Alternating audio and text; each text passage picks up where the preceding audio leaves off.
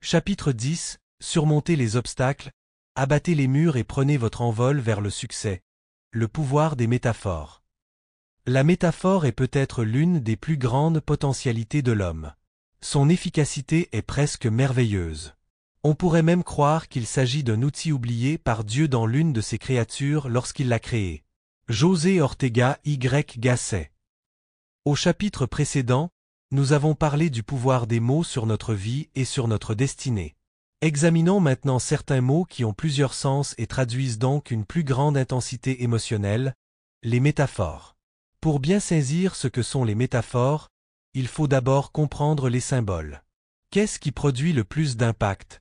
Le mot chrétien ou la représentation d'une croix? Pour de nombreuses personnes, la représentation d'une croix a une telle force évocatrice qu'elle fait immédiatement surgir en elles des émotions positives. En fait, une croix n'est que deux lignes qui se croisent, mais elle a le pouvoir de communiquer des valeurs et une façon de vivre à des millions de personnes. Prenons maintenant la même croix et transformons-la en une croix gammée que nous comparons au mot nazi.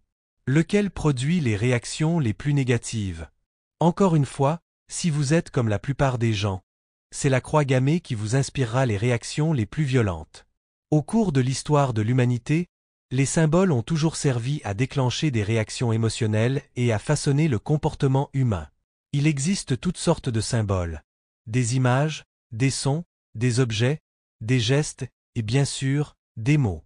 Si les mots sont des symboles, alors les métaphores sont des symboles intensifiés. Qu'est-ce qu'une métaphore? Chaque fois que nous expliquons ou communiquons un concept en le comparant à autre chose, nous utilisons une métaphore. Les deux termes peuvent ne rien avoir en commun, mais la connaissance de l'un nous permet de comprendre le sens du deuxième. Les métaphores sont des symboles, et à ce titre, elles peuvent, mieux que les simples mots, engendrer très rapidement une plus grande intensité émotionnelle. Les métaphores peuvent nous transformer instantanément. En qualité d'êtres humains, nous pensons et parlons constamment par métaphore. Nous disons, par exemple, que nous sommes dans le noir ou que nous tentons de surnager. Croyez-vous qu'il est plus stressant de considérer un défi comme une tentative de surnager que comme l'occasion de monter dans l'échelle du succès? Vos sentiments seront-ils différents si un examen vous semble une montagne plutôt qu'une sinécure? Votre perception et votre expérience du temps changent-elles selon que vous dites le temps file ou le temps est long? Évidemment. Les métaphores sont l'une des principales formes d'apprentissage. L'apprentissage est le processus par lequel nous faisons des associations inédites nous permettant d'arriver à de nouvelles intuitions. Et les métaphores conviennent parfaitement à ce genre de processus. Lorsque nous n'arrivons pas à comprendre quelque chose, une métaphore nous aide à saisir de quelle manière l'élément qui nous échappe s'apparente à ce que nous comprenons bien. La métaphore nous permet de faire une association d'idées. Si X est semblable à Y et si nous comprenons X, alors nous comprenons Y. Prenons l'exemple de l'électricité. Si quelqu'un tente de nous expliquer en termes d'ohms, d'ampères, de watts et de résistance ce qu'est l'électricité, il y a fort à parier que nous ne comprendrons rien, car le sens même de ces mots nous échappe. Nous n'avons aucun système de référence qui nous permette d'établir de liens entre eux. Mais si je vous expliquais ce qu'est l'électricité en faisant une analogie avec quelque chose qui vous est familier? Imaginons que je dessine un tuyau et que je vous dise « Avez-vous déjà vu de l'eau couler d'un tuyau ?» Vous répondrez sans doute par l'affirmative. Si je vous disais ensuite « Imaginez maintenant un clapet qui ralentit le débit de l'eau dans le tuyau. Ce petit clapet joue le même rôle que la résistance dans un circuit électrique. Comprendriez-vous ce qu'est une résistance? Bien sûr. Cela vous semblerait tout de suite clair. Pourquoi? Parce que j'ai comparé quelque chose à ce que vous comprenez bien. Tous les grands maîtres, Bouddha, Mahomet, Confucius, Lao Tse se sont servis de métaphores pour faire comprendre leur message au commun des mortels. Quelles que soient les convictions religieuses des gens, la plupart d'entre eux s'entendent pour dire que Jésus était un maître remarquable, dont le message d'amour est toujours entendu de nos jours, non seulement pour son contenu mais aussi pour la façon dont il a été transmis. Lorsque Jésus s'est adressé aux pécheurs, il ne leur a pas dit qu'il voulait recruter des chrétiens, car recruter n'aurait rien signifié pour eux. Il leur a plutôt demandé de devenir des pêcheurs d'hommes. Dès qu'il a utilisé cette métaphore, les pêcheurs ont compris ce qu'ils devaient faire. La métaphore était une analogie qui leur a fait comprendre les étapes nécessaires pour amener leurs prochains à embrasser leur foi. Lorsque Jésus parlait en parabole, il traduisait des idées complexes en images simples qui transformaient les gens qui recevaient son message. En fait, non seulement Jésus était-il un merveilleux conteur, mais sa vie tout entière a été une métaphore illustrant la grandeur de l'amour de Dieu et la promesse de la rédemption. Les métaphores peuvent nous donner du pouvoir en élargissant et en enrichissant notre expérience de la vie. Malheureusement, si nous n'y prenons garde, l'utilisation d'une métaphore peut se traduire par l'adoption des croyances limitées qui s'y rattachent. Pendant de nombreuses années, les physiciens ont employé le système solaire comme métaphore de l'atome et de la relation entre les électrons, les protons et les neutrons du noyau. Pourquoi cette métaphore était-elle utile ? Parce qu'elle aidait les étudiants à comprendre le lien entre l'atome et un système qu'ils comprenaient déjà. Ils pouvaient facilement imaginer le noyau comme un soleil et les électrons comme des planètes qui tournent autour du soleil. Cependant, en adoptant cette métaphore, les physiciens adhéraient, à leur insu, à un système où les électrons demeuraient sur des orbites équidistantes du noyau comme dans le cas des planètes par rapport au soleil. C'était une présupposition inexacte et limitative. En fait, les physiciens ont été incapables de résoudre les mystères de l'atome parce qu'ils avaient adopté un système de référence erroné fondé sur cette métaphore. Aujourd'hui, nous savons que les électrons ne suivent pas des orbites équidistantes. Leur distance varie par rapport au noyau. Ce nouveau modèle n'a été adopté qu'après que les scientifiques aient abandonné la métaphore du système solaire. Ils ont ainsi fait un grand pas dans la compréhension de l'énergie atomique. Les métaphores globales. Vous vous rappelez de mon PDG colérique ? Le jour même où j'ai fait les distinctions qui devaient me permettre de mettre au point la technique du vocabulaire transformationnel, j'ai aussi découvert la valeur de ce que j'appelle les métaphores globales. Je savais que mon PDG utilisait des mots qui intensifiaient ses émotions et je me demandais ce qu'était la cause de ces émotions négatives. Comme vous et moi le savons déjà, tout ce que nous faisons dépend de l'état d'esprit dans lequel nous sommes. Or, notre état d'esprit est à son tour déterminé par notre physiologie et par la façon dont nous nous représentons les choses. Lorsque j'ai demandé à mon PDG pourquoi il était dans cet état, il m'a répondu « Eh bien, c'est comme s'il nous avait coincés dans une boîte avec un revolver sur la tempe. Comment réagiriez-vous si vous imaginiez une situation semblable ?» Sa colère était facile à comprendre. Depuis de nombreuses années, sans m'en rendre compte, j'aidais les gens à changer leur façon de se sentir en les amenant à briser leur schéma et à modifier leurs métaphores. Je n'étais tout simplement pas conscient de ce que je faisais. Voilà le pouvoir des étiquettes. Lorsqu'on attache une étiquette à ce que l'on fait, on peut reproduire un comportement à volonté. J'ai demandé à mon PDG « De quelle couleur est le pistolet à eau ?» Il m'a regardé d'un air perplexe et m'a répondu « Quoi ?» J'ai répété ma question. De quelle couleur est le pistolet à eau ? Cela a immédiatement brisé son raisonnement. Pour répondre à mon étrange question, il lui fallait d'abord l'assimiler, ce qui l'a obligé à penser à autre chose que sa colère. Lorsqu'il a commencé à imaginer le pistolet à eau, l'émotion qu'il ressentait s'est transformée immédiatement et il a éclaté de rire. Vous voyez, les gens trouvent une réponse à presque n'importe quelle question, s'ils se donnent la peine de la répéter plusieurs fois. Et lorsqu'ils finissent par y répondre, ils doivent se concentrer sur autre chose que leurs préoccupations du moment. Par exemple, si je vous répète inlassablement, ne pensez pas à la couleur bleue, à quoi penserez-vous? À la couleur bleue, évidemment. Et si vous pensez à une chose, vous la sentez. En amenant mon PDG à penser à la situation en termes de pistolet à eau, j'ai immédiatement détruit une image qui le privait de pouvoir. Ce faisant, j'ai changé son état d'esprit. Et la boîte ? J'ai traité ce sujet différemment, car je savais qu'il avait l'esprit de compétition très développé. Je lui ai simplement dit, en ce qui concerne la boîte, je sais qu'on ne pourrait jamais en construire une suffisamment grande pour me contenir, moi. Et toi ? Pensez qu'il a détruit sa boîte sans attendre une seconde de plus. Cet homme éprouve des sentiments très intenses parce que les métaphores qu'il utilise sont agressives. Si quelque chose vous inspire des sentiments très négatifs, examinez les métaphores que vous employez pour décrire vos sentiments, pour expliquer vos échecs ou pour illustrer ce qui vous arrête. Souvent, vous faites appel à des métaphores qui intensifient vos sentiments négatifs. Lorsque les gens ont des problèmes, ils disent souvent des choses comme « J'ai l'impression de porter le monde sur mes épaules » ou « Je suis au pied du mur ». Vous pouvez changer les métaphores qui vous privent de pouvoir aussi rapidement que vous les créez. C'est vous qui choisissez de vous représenter une métaphore comme si elle était réelle. Or, vous pouvez changer de métaphore tout aussi rapidement. Si quelqu'un me dit qu'il porte le monde sur ses épaules, je lui réponds « Déposez-le et passez votre chemin ». Il me regarde, surpris.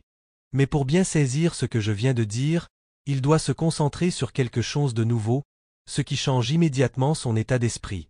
Si quelqu'un me dit qu'il est incapable de faire quoi que ce soit, qu'il frappe toujours un mur, je lui dis de percer un passage, de l'escalader, de le contourner, de creuser un tunnel, d'ouvrir la porte. Cela peut vous paraître simpliste, mais vous seriez étonné de la rapidité avec laquelle j'obtiens des résultats. Dès que vous vous représentez les choses différemment, vous changez instantanément la façon dont vous vous sentez. Si quelqu'un me dit « Je suis au bout de mon rouleau », je lui conseille « Mettez-le de côté et venez par ici ».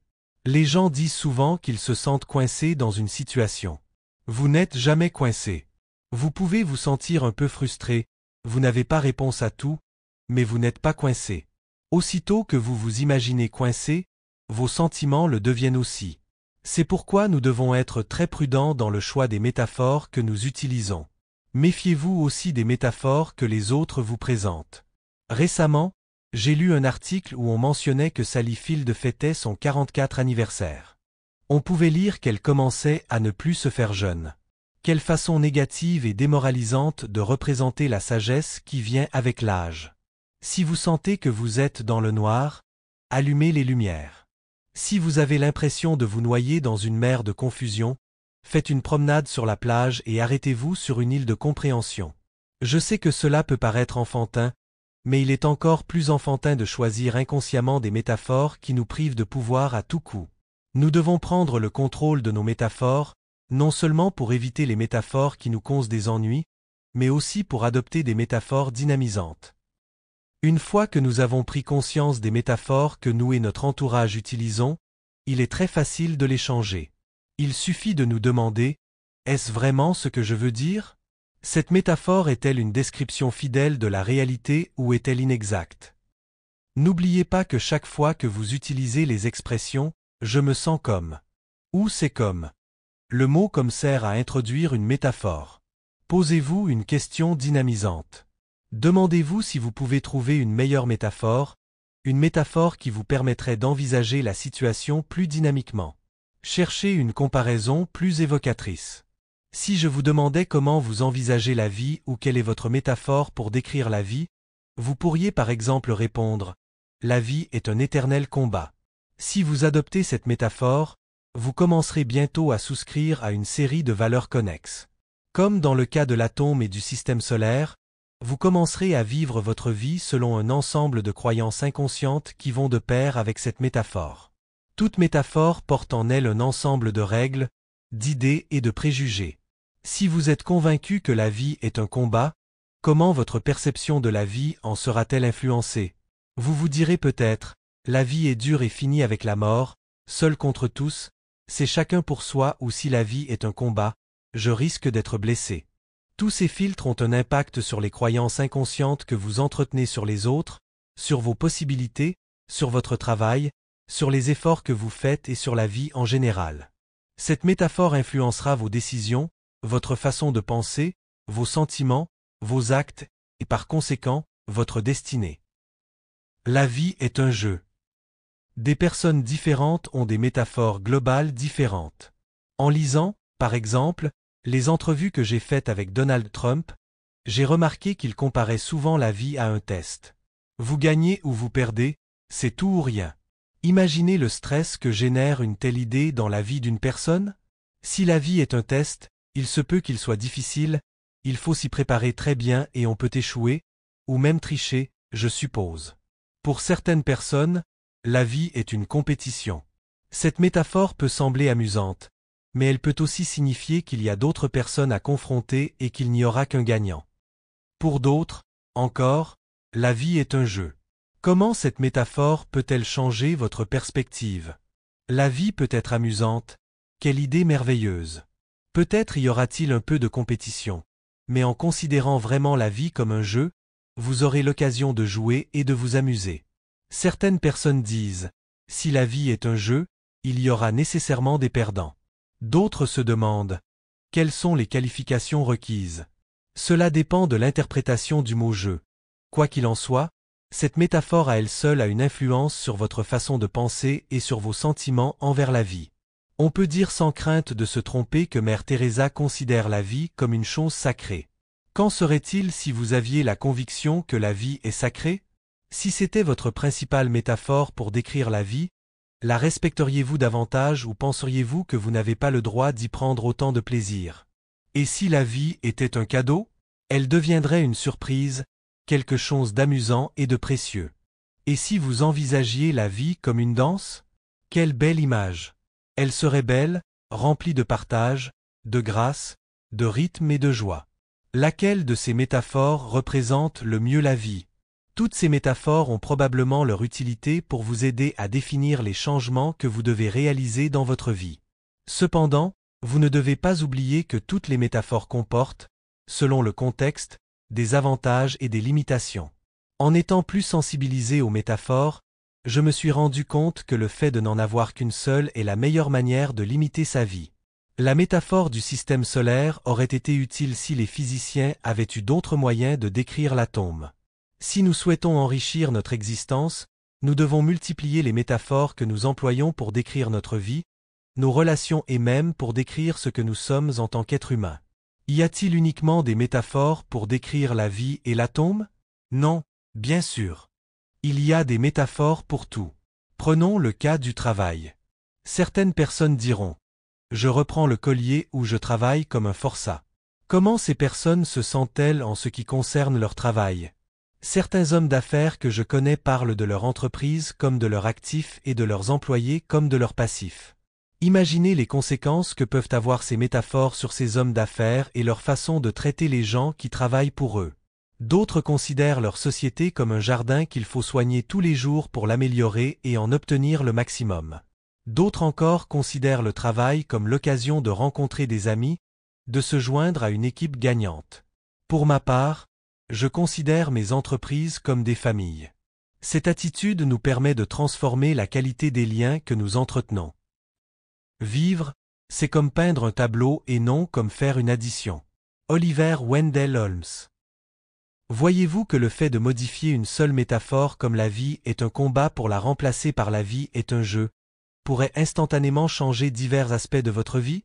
Pensez-vous que de considérer la vie comme une danse pourrait changer vos rapports avec les autres et votre manière de fonctionner au travail? Sans aucun doute.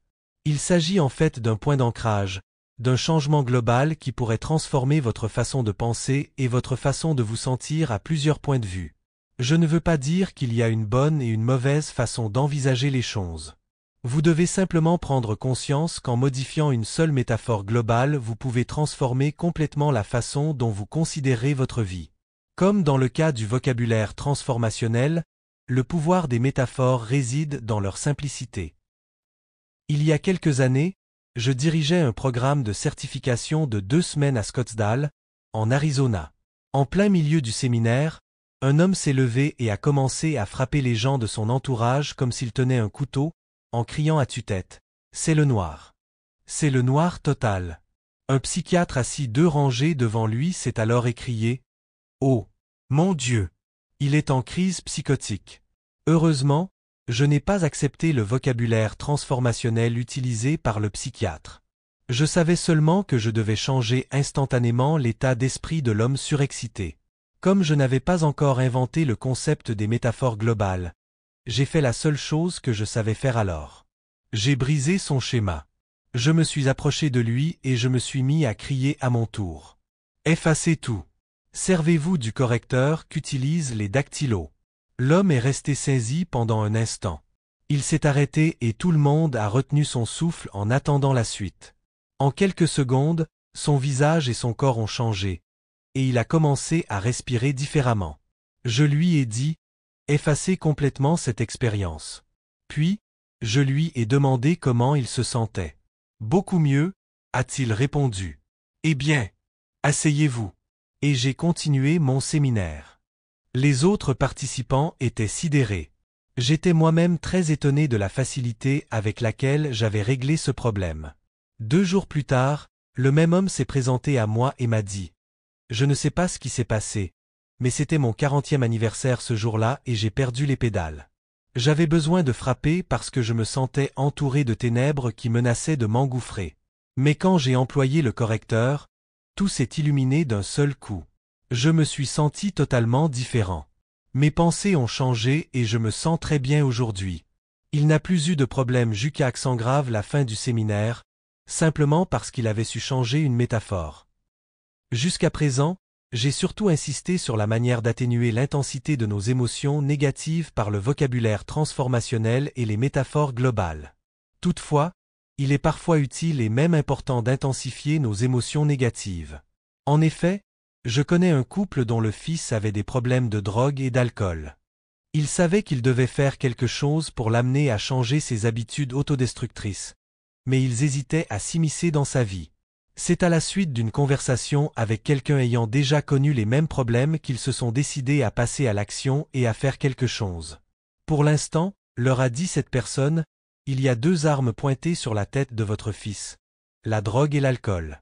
Si vous ne faites rien pour l'en empêcher, l'une ou l'autre finira par le tuer, ce n'est qu'une question de temps. En se représentant les choses de cette manière, ils ne pouvaient plus rester sans rien faire.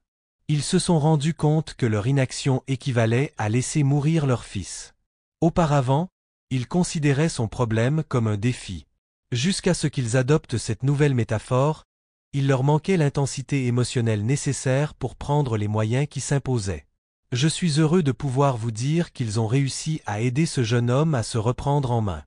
Rappelez-vous que les métaphores que nous employons déterminent nos actes. Choisissez vos métaphores globales. Alors que je développais des antennes pour me sensibiliser aux métaphores globales des gens, j'ai lu un article de la célèbre anthropologue Marie-Catherine Batzon dans lequel elle écrivait « Il y a peu de choses aussi dangereuses qu'une métaphore toxique 15, c'est une intuition extraordinaire dont je devais bientôt faire moi-même l'expérience. » Au cours d'un de mes séminaires That With Destiny, la plupart des participants s'étaient plaints d'une certaine femme avant même que le programme ne commence. Elle avait fait une scène au comptoir des inscriptions, et sitôt arrivée dans la salle, elle avait commencé à se plaindre de tout. Il faisait trop chaud, puis trop froid. La personne assise devant elle était trop grande. Elle se plaignait sans arrêt. Lorsque j'ai commencé à parler, elle s'est mise à m'interrompre toutes les 5 minutes pour me dire que ce que je disais était faux ou ne fonctionnait pas, et pour me signaler des exceptions. J'essayais de briser son schéma, mais je me concentrais sur les faits plutôt que sur la cause.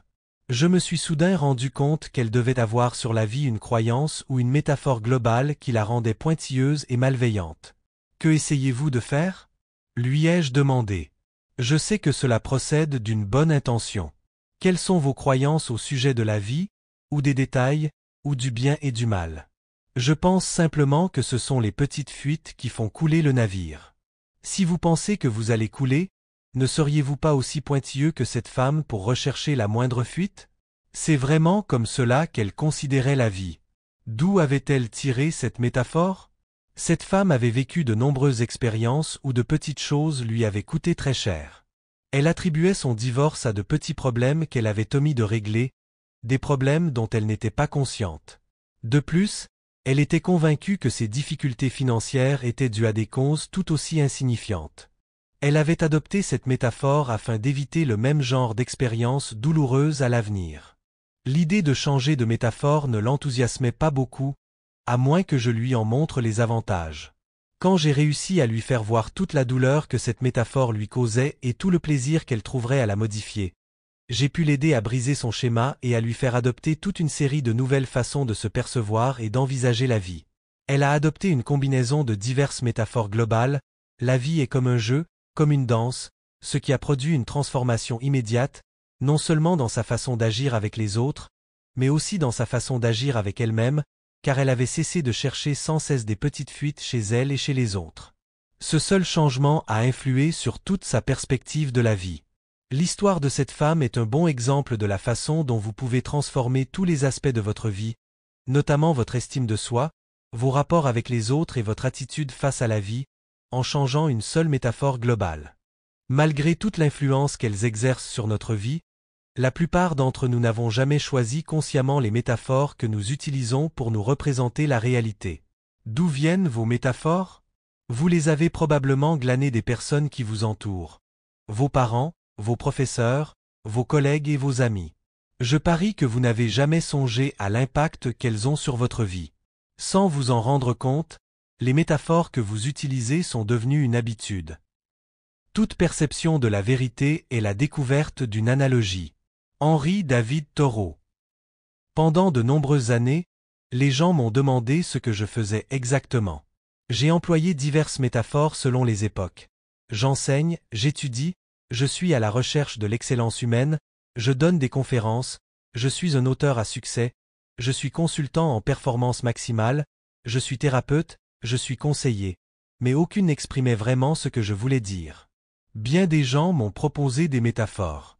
Dans les médias, d'aucuns me considéraient comme un gourou. Pour ma part, je n'aime pas cette métaphore, car j'ai l'impression qu'elle prend pour hypothèse que les gens dépendent de moi pour réaliser des changements dans leur vie, ce qui ne leur donne aucun pouvoir. J'estime que nous devons tous prendre la responsabilité de notre propre transformation. C'est pourquoi j'ai toujours évité cette métaphore. Un jour, je suis finalement arrivé à la solution. Je suis un entraîneur. Qu'est-ce qu'un entraîneur? Pour moi, un entraîneur, c'est un ami, quelqu'un qui se soucie vraiment de son élève et qui s'engage à l'aider à donner le meilleur de lui-même. Un entraîneur présente des défis à son élève et ne le laisse pas tomber. Les entraîneurs ont des connaissances et des compétences, car ils ont vécu les expériences que vivent leurs élèves. Ils ne sont pas meilleurs que les gens qu'ils entraînent. J'ai ainsi accepté que je n'avais pas à être parfait pour enseigner quelque chose aux autres. En fait, les gens qu'ils entraînent ont peut-être plus de talent naturel qu'eux, mais comme les entraîneurs ont longtemps canalisé leur pouvoir dans un domaine particulier, ils peuvent enseigner aux autres une ou deux choses qui peuvent transformer leur performance en quelques instants. Parfois, un entraîneur enseigne à son élève quelque chose de nouveau, des stratégies et des techniques. Il lui apprend comment obtenir des résultats quantifiables.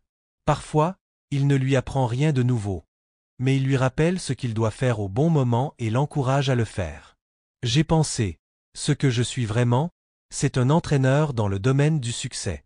J'aide les gens à obtenir ce qu'ils désirent vraiment, plus facilement et plus rapidement. Le cadre supérieur, l'étudiant, la femme au foyer, le sans-abri et même le président des États-Unis, tout le monde a besoin d'un entraîneur. Dès que j'ai commencé à utiliser cette métaphore, je me suis senti mieux avec moi-même. J'étais moins stressé, plus détendu. Je me sentais plus proche des gens. Je n'avais pas à être parfait ou meilleur que les autres. J'ai commencé à m'amuser davantage et mon influence sur les gens a grandi. Une métaphore pourrait vous sauver la vie. Ma femme, Becky, et moi avons la chance de compter Martin et Janet Shinn parmi nos amis. Ils sont mariés depuis près de 30 ans et leur dévouement l'un pour l'autre, envers leur famille et envers toute personne dans le besoin est admirable. Tout le monde sait que Martin est très généreux, mais personne n'a idée de tout ce que Janet et Martin font jour après jour pour les autres. Ce sont des modèles d'intégrité. Pour eux, l'humanité est une grande famille, et c'est la raison pour laquelle ils ont beaucoup de compassion, même pour de parfaits étrangers. Je me souviens lorsque Martin m'a raconté une histoire émouvante qui devait bouleverser sa vie. Cela se passait pendant le tournage d'Apocalypse Now. Auparavant, la vie lui avait toujours fait peur, mais aujourd'hui, elle semble être un défi fascinant. Pourquoi? Parce qu'il considère maintenant la vie comme un mystère. Il est fasciné par le mystère de l'être humain, ainsi que par l'émerveillement et par toutes les possibilités qui s'offrent à cet être humain dans son expérience quotidienne. Pourquoi a-t-il changé sa métaphore? À cause d'une douleur intense. Le film a été tourné dans la jungle des Philippines. Le tournage avait lieu du lundi au vendredi, et généralement, le vendredi soir, Martin et Janet allaient prendre une retraite à Manille. Un trajet de 2h30. Au cours de l'un de ces week-ends, Martin a dû rester pour faire un tournage le samedi matin. Janet avait promis d'acheter un œil de verre pour un membre de l'équipe de tournage qui n'avait pas les moyens de s'en procurer un. Elle est donc partie avant lui. Ce même soir, Martin s'est retrouvé seul. Il n'arrivait pas à dormir et transpirait abondamment. Soudain, Il a commencé à ressentir une violente douleur et le lendemain, il a fait une crise cardiaque foudroyante. Les membres engourdis et paralysés, il est tombé et a dû se traîner jusqu'à la porte pour appeler à l'aide. Étendu sur le sol, Martin a eu l'impression qu'il allait mourir. Puis, tout est devenu calme autour de lui. Il se voyait au loin avancer dans les eaux du lac. Il s'est dit, c'est donc ça mourir. Et c'est à ce moment-là qu'il s'est rendu compte qu'il ne craignait pas la mort, mais que c'est la vie qui lui avait toujours fait peur. En un éclair, il a compris que le véritable défi c'était la vie. Aussitôt, il a pris la décision de vivre. Il a rassemblé toute l'énergie qui lui restait encore et a étiré le bras pour arracher une poignée d'herbe. En se concentrant, il a réussi à approcher la main de son nez. Il n'avait presque pas de sensation. Mais dès qu'il a senti l'herbe, il a su qu'il était toujours vivant et a continué à lutter. Lorsque les membres de l'équipe de tournage l'ont découvert, ils étaient certains que Martin allait mourir. Par leur visage grave et leurs commentaires, Martin s'est mis à douter de ses forces. Il s'affaiblissait. Se rendant compte qu'il n'y avait pas de temps à perdre, le premier pilote de Apocalypse Now a risqué sa vie et a piloté l'hélicoptère par des vents de 30 à 40 nœuds pour emmener d'urgence Martin à l'hôpital. À son arrivée, on l'a déposé sur une civière, puis on l'a emmené dans la salle d'urgence où il a continué à recevoir des messages, tant conscient que subliminaux, qu'il allait mourir. Il devenait de plus en plus faible. Enfin, Janet est arrivée. La seule chose qu'elle savait, c'était qu'il avait eu une crise cardiaque. Puis les médecins l'ont mise au courant de la gravité de la situation de Martin. Elle a refusé d'y croire. Elle savait que Martin avait besoin de reprendre des forces. Elle savait aussi qu'elle devait briser son propre raisonnement de peur et celui de Martin. Elle s'est immédiatement mise à l'œuvre et a renversé la situation grâce à une seule phrase. Lorsqu'il a ouvert les yeux, elle lui a souri et lui a dit « Ce n'est qu'un film, mon chéri. Rien qu'un film. » Martin a déclaré plus tard que c'était à ce moment-là qu'il avait compris qu'il allait s'en tirer et qu'il avait commencé à guérir. Quelle métaphore extraordinaire. Du coup, le problème ne paraissait plus aussi grave. Janet l'avait réduit à une échelle que Martin savait maîtriser. Son message était simplement qu'il ne vaut pas la peine de faire une crise cardiaque pour un film. Mais je crois qu'il avait aussi un sens plus profond. Après tout, la souffrance qu'un comédien ressent en tournant un film est éphémère. Elle ne dure pas, car le réalisateur finit toujours par crier « Coupez ». L'utilisation qu'a fait Janet de cette brillante rupture de raisonnement, cette unique métaphore, a aidé Martin à rassembler ses forces. Ce jour-là, il croit qu'elle lui a sauvé la vie. Les métaphores ne nous affectent pas uniquement en tant qu'individus, mais elles touchent aussi notre collectivité et même le monde dans lequel nous vivons. Les métaphores qu'adopte notre culture peuvent façonner nos perceptions de la réalité et nos actions, ou notre inaction. Plus tard, après que le premier homme ait marché sur la Lune, une métaphore s'est répandue aux États-Unis. La Terre ressemble à un vaisseau spatial. Bien qu'accrocheuse, cette métaphore ne réussissait pas toujours à sensibiliser les gens aux préoccupations environnementales. Pourquoi?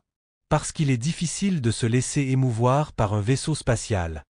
En effet, il y a dissociation. Comparez les sentiments qu'évoque cette métaphore à ceux que vous ressentez lorsqu'on considère la Terre comme une mer. On éprouve des sentiments beaucoup plus forts à l'égard de sa mer qu'à l'égard d'un vaisseau spatial. Les pilotes et les marins décrivent souvent leurs avions et leurs bateaux sous les traits de belles femmes. Elle est magnifique, diront-ils. Et pourquoi pas il est magnifique? Parce qu'ils n'auraient pas autant d'attention pour leur avion ou leur bateau s'ils se le représentaient sous les traits d'un colosse du nom de Joe plutôt que d'une belle princesse glissant majestueusement dans l'air ou sur l'eau. En temps de guerre, nous utilisons toujours des métaphores. Vous souvenez-vous du nom de la première partie de l'opération militaire dans le Golfe Persique? C'était Bouclier du désert.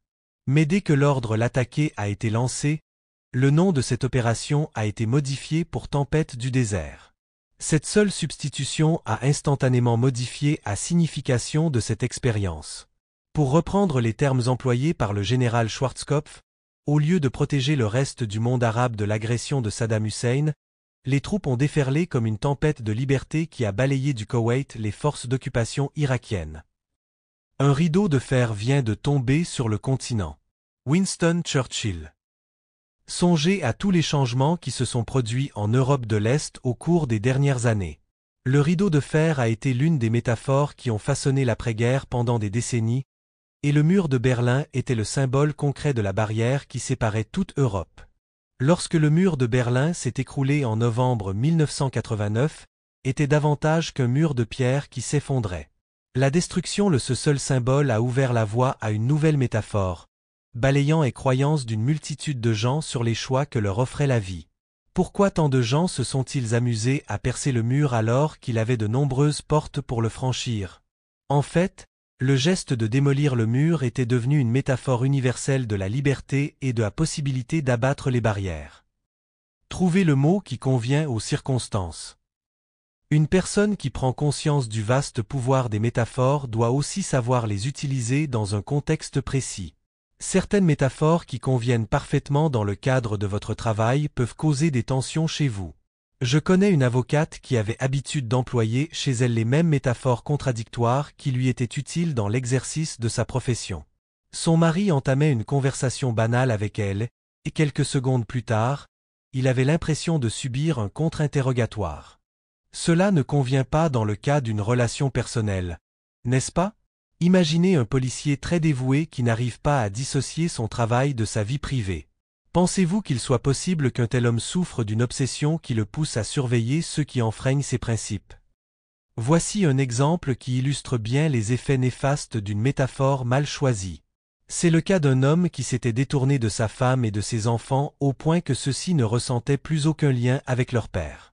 Il lui reprochait de ne jamais exprimer ses véritables sentiments et d'avoir à leur égard une attitude extrêmement directive. Devinez quelle était sa profession? Contrôleur aérien. Sur les lieux de son travail, il devait garder son sang-froid. Même en cas d'urgence, sa voix devait rester calme, car il ne devait pas affoler les pilotes qu'il dirigeait. Un tel détachement convenait parfaitement dans une tour de contrôle mais, à la maison, il était tout à fait inacceptable. Sachez faire la part des choses. N'employez pas les métaphores qui conviennent parfaitement à une situation particulière, au travail, par exemple dans un autre contexte comme dans vos relations familiales ou amicales. Examinons quelques-unes des métaphores couramment utilisées dans les relations interpersonnelles. Certaines personnes diront de leur partenaire amoureux: le vieux, la vieille, le dictateur, la terreur, la mégère. J'ai même connu une femme qui appelait son mari le prince des ténèbres. Il existe pourtant des choix plus positifs. Mon chéri, ma douce moitié, l'homme ou la femme de ma vie, l'âme sœur. Sachez qu'en changeant la moindre nuance d'une métaphore, vous pouvez modifier la perception que vous avez de votre relation amoureuse. Vous n'éprouvez pas la même passion pour un partenaire que pour un amant, n'est-ce pas? Pensez-vous que les métaphores que vous employez pour évoquer votre relation amoureuse et pour la décrire aux autres influencent la qualité de cette relation ainsi que la qualité de vos rapports avec l'être aimé? N'en doutez pas un instant. Une dame qui participait au séminaire That With Destiny appelait continuellement son mari l'imbécile avec qui je vis, tandis que son mari parlait d'elle comme de l'amour de sa vie, sa douce moitié. Lorsque j'en ai fait la remarque à cette femme, elle en a été très choquée. Elle était très aimante et ne s'était pas rendue compte du tort que pouvait causer une métaphore adoptée sans réfléchir. Ensemble, nous avons choisi des métaphores qui convenaient mieux à sa relation avec son mari. Voici une des métaphores globales qui m'a le plus aidé à surmonter les périodes difficiles. Elle est d'ailleurs souvent utilisée par les conseillers en développement personnel. C'est l'histoire toute simple d'un lapidaire. Comment s'y prend-il pour tailler une grosse pierre? Il prend son marteau et frappe la pierre aussi forte que possible. La première fois, il ne l'entame même pas. Il ramène son marteau vers l'arrière et frappe à nouveau, 100, 200, 300 fois, sans jamais faire la moindre égratignure. Si, après tout ce travail, la pierre reste intacte, il continue de frapper. Les passants se moquent de sa ténacité devant tant d'efforts inutiles. Mais le lapidaire est un sage. Il sait qu'il progresse, même si le résultat de ses efforts n'est pas encore visible. Il frappe et frappe la pierre en divers endroits et, une fois, au 500, au 700e ou au 1004 coups. Non seulement enlève-t-il un éclat, mais la pierre se fend en deux. Est-ce l'œuvre du dernier coup porté? Bien sûr que non. C'est l'effort conjugué de tous les coups de marteau qu'il a donné pour atteindre son but.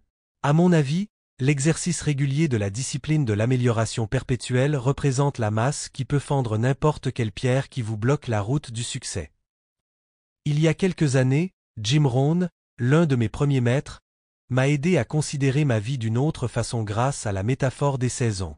Quand les choses vont mal, les gens sont souvent portés à penser qu'il en sera toujours ainsi. Je dis plutôt, la vie a ses saisons, et pour moi, en ce moment, c'est l'hiver. Si vous adoptez cette métaphore, vous pourrez croire qu'après l'hiver viendra le printemps. Le soleil vous réchauffera et vous pourrez bientôt jeter de nouvelles semences. Vous serez plus sensible aux beautés de la nature, au déploiement et à la croissance d'une nouvelle vie. Puis, arrivera l'été. Il fera chaud, vous soignerez vos plantes et les protégerez des rayons ardents du soleil. Enfin, ce sera l'automne, la saison des récoltes. Il arrive parfois que les récoltes soient compromises par une averse de grêle. Mais si vous faites confiance au cycle des saisons, vous savez que vous aurez une autre chance. Voici un autre exemple du pouvoir que peuvent avoir les métaphores pour changer une vie. C'est l'histoire d'un homme qui a participé à un de mes séminaires That With Destiny. On le surnommait Maestro. Je demande toujours aux participants de se choisir un surnom qui décrit par une métaphore la façon dont ils veulent être traités pendant le week-end. Même ce simple exercice peut provoquer des changements intéressants chez les gens à mesure qu'ils s'identifient à leur nouvelle étiquette. Agiriez-vous différemment si on vous appelait éclair, amour, danseur ou le sorcier? Maestro était un homme merveilleux qui avait presque 80 kilos de trop. En travaillant avec lui, je me suis rendu compte qu'il associait l'obésité à la spiritualité. Il était convaincu que, lorsqu'on est vraiment obèse, on ne communique qu'avec des personnes très spirituelles, car ce sont les seuls qui ne soient pas dégoûtés par tous ces kilos superflus. Les personnes sincères n'en tiendront pas compte, tandis que les autres auront une telle aversion pour ces kilos en trop qu'il pourra ignorer ces gens. Je sais que cela n'a pas de sens, mais je ne puis m'empêcher de croire que les obèses sont des personnes vraiment spirituelles. Après tout, songez à tous les gourous bien gras de par le monde. Dieu aime les obèses.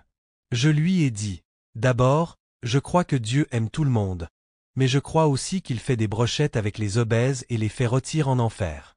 Vous auriez dû voir son regard. Je ne crois évidemment pas ce que je lui ai dit, mais j'essayais de briser son raisonnement en créant une image très forte dans son esprit. Puis, je lui ai demandé, « Qu'est-ce que votre corps ? Le corps n'est qu'un simple véhicule. Est-ce un véhicule de grande qualité? Cela n'a aucune importance, pourvu qu'il vous mène à bon port. » Un changement de métaphore s'imposait. Comme c'était un homme porté sur la spiritualité, je l'ai aidé à choisir une nouvelle métaphore qui correspondait à ses propres croyances. Je lui ai demandé de quelle façon il traiterait son corps s'il le considérait comme le temple de son âme plutôt que comme un véhicule. Au même moment, il a acquiescé et j'ai vu qu'il croyait vraiment que son corps était un temple. Grâce à ce petit changement de perspective, il a modifié ses règles inconscientes sur l'alimentation. Quoi manger, quand et comment manger et sa façon de traiter son corps. Une métaphore globale avait réussi à changer tout ce qu'il pensait au sujet de son corps. Comment traiteriez-vous un temple? Y mettriez-vous d'énormes quantités d'aliments gras?